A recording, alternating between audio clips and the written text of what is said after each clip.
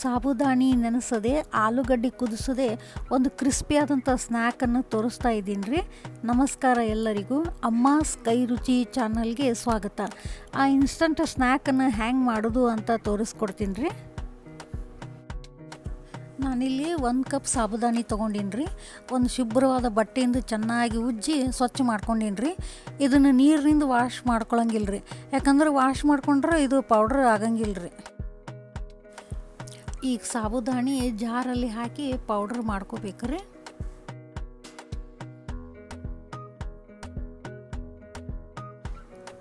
ನೋಡ್ರಿ ಸಣ್ಣಗೀಗ ಪೌಡ್ರ್ ಆಗೈತೆ ರೀ. ಅದು ನಾನು 2 ಆಲೂಗಡ್ಡೆ ಸಿಪ್ಪೆ ಸುಲಿದು ನೀರೊಳಗೆ ಹಾಕಿಟ್ಟಿದ್ದೆ ರೀ, ಯಾಕಂದ್ರೆ ಅದು ಹಾಗೆ ಇಟ್ಟರೆ ಕಪ್ಪು ಬಣ್ಣ ಬರ್ತೈತೆ ರೀ. ಈಗ ಆಲೂಗಡ್ಡೆ ಕಟ್ ಮಾಡಿ ಜಾರಲ್ಲಿ ಹಾಕೋಬೇಕ್ರಿ. ಸ್ಪೈಸಿಯಾಗಿ ಮಾಡಲಿಕ್ಕೆ ಒಂದು 4 ಹಸಿಮೆಣಸಿನ್ಕಾಯಿ ಹಾಕೋಬೇಕ್ರಿ. 1 ಸ್ಪೂನ್ ಉಪ್ಪು ಹಾಕೋಬೇಕ್ರಿ. ಉಪ್ಪು ಖಾರ ನಿಮ್ಮ ರುಚಿಗೆ ತಕ್ಕಷ್ಟು ಹಾಕೋರಿ. 1 ಕಪ್ ಸಾಬುದಾನಿ ತೊಗೊಂಡಿದ್ನಲ್ರಿ, ಅದೇ ಕಪ್ಪಿಂದ 1 ಕಪ್ ನೀರು ಹಾಕ್ತಾಯಿದ್ದೇನೆ ರೀ. ಇದನ್ನು ಸಣ್ಣಗೆ ಬೀಸ್ಬೇಕ್ರಿ. ನೋಡಿರಿ ಈ ಥರ ಪೇಸ್ಟ್ ರೆಡಿ ಆಗ್ತೈತ್ರಿ.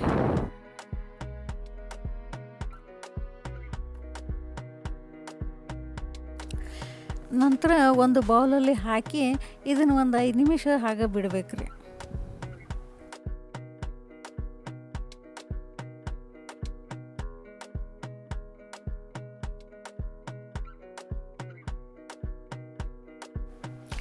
ಐದು ನಿಮಿಷದ ನಂತರ ನೋಡ್ರಿ ಸ್ವಲ್ಪ ಗಟ್ಟಿ ಆಗೈತಿ ರೀ. ಇವಾಗ 2 ಟೇಬಲ್ ಸ್ಪೂನ್ ನೀರು ಹಾಕಿ ಚೆನ್ನಾಗಿ ಮಿಕ್ಸ್ ಮಾಡಿರಿ.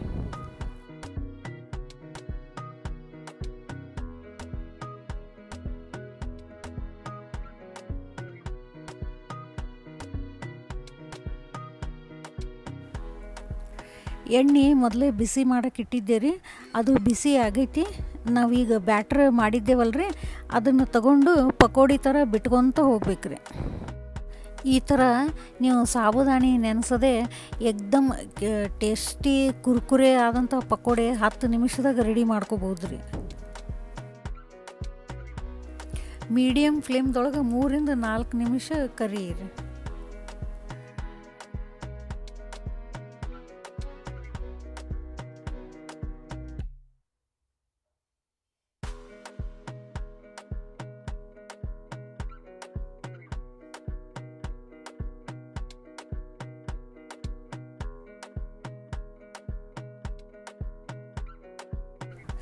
ನೋಡ್ರಿ ಎಷ್ಟು ಚೆನ್ನಾಗಿ ಕಲರ್ ಬಂದೈತ್ರಿ. ಒಳಗಿನ ಸೈಡಿಂದ ಬೇದೈತ್ರಿ, ಹೊರಗಿಂದ ಕ್ರಿಸ್ಪ್ ಆಗೈತ್ರಿ. ಎಣ್ಣೆಯಿಂದ ಹೊರಗೆ ತೆಗೀರಿ, ಬಿಸಿ ಬಿಸಿ ಸರ್ವ್ ಮಾಡಿರಿ.